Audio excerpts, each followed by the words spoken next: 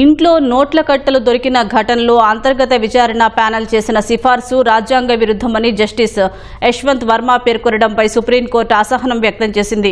రాజ్యాంగ విరుద్ధమని భావిస్తే విచారణకు ఎందుకు హాజరయ్యారని, దీనిపై ముందే సవాల్ చేయాల్సింది కదా అని ప్రశ్నించింది. నోట్ల కట్టలు దొరికిన వ్యవహారంలో త్రిసభ్య విచారణ కమిటీ ఇచ్చిన నివేదికను సవాల్ చేస్తూ జస్టిస్ వర్మ దాఖలు చేసిన పిటిషన్పై ఇవాళ సుప్రీంకోర్టులో విచారణ జరిగింది. వర్మ తరపు వాదించిన న్యాయవాది కపిల్ సిబల్ న్యాయమూర్తిని తొలగించాలని అంతర్గత విచారణ ప్యానెల్ చేసిన సిఫార్సు రాజ్యాంగ విరుద్ధమన్నారు. దీనిపై justice Dipankar Datta, justice A G మసీహ్లతో కూడిన ధర్మాసనం అసహనం వ్యక్తం చేసింది. జస్టిస్ వర్మ ప్రవర్తన నమ్మశక్యంగా లేదని పేర్కొంది. న్యాయపరమైన తప్పులు జరిగినప్పుడు దానిపై చర్య తీసుకునే హక్కు భారత ప్రధాన న్యాయమూర్తికి ఉంటుందని జస్టిస్ దత్తా వ్యాఖ్యానించారు. ఈ పిటిషన్కు సంబంధించిన తీర్పును ధర్మాసనం రిజర్వ్ చేసింది. ఢిల్లీ హైకోర్టు న్యాయమూర్తిగా ఉన్న సమయంలో జస్టిస్ యశ్వంత్ వర్మ ఇంటి ఆవరణలో కాలిపోయిన నోట్ల కట్టలు దొరికాయి. ఈ ఘటనపై అప్పటి సుప్రీంకోర్టు ప్రధాన న్యాయమూర్తి సంజీవ్ ఖన్నా అంతర్గత విచారణ కోసం 3 హైకోర్టు న్యాయమూర్తులతో ఒక కమిటీని వేశారు.